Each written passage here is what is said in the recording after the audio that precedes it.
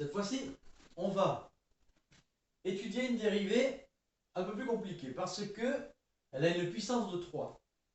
La fonction a une puissance de 3, donc sa dérivée, ça fera 6x au carré moins 20x plus 4. Alors, il se trouve que on a du x au carré, donc pour pouvoir étudier le signe, on va devoir calculer delta x1, x2. Pardon pour le bruit.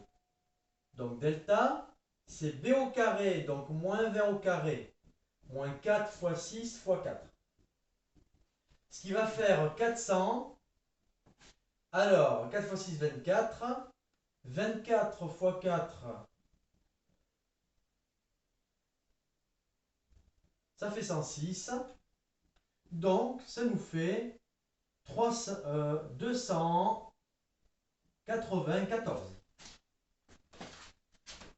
Bien.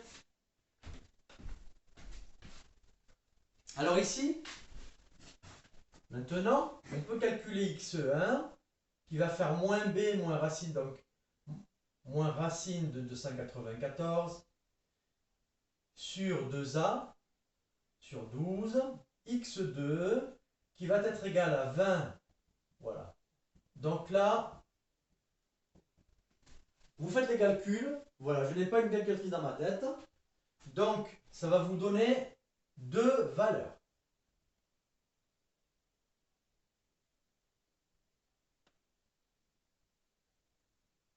Alors maintenant, ces deux valeurs, je vais les marquer ici. La première, la plus petite, va être celle-là. Bon, je vais marquer x1. Donc,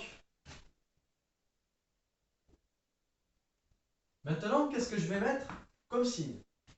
Alors, ce qu'il faut savoir sur ces dérivées, c'est que c'est une parabole. Une parabole, ça va être ou bien aller en hauteur, ou bien en sens inverse. Ce qui va vous dire, c'est le premier chiffre. Alors, tout à l'heure, on disait que si le premier chiffre était positif, c'était moins plus. Et s'il était négatif, c'était plus moins.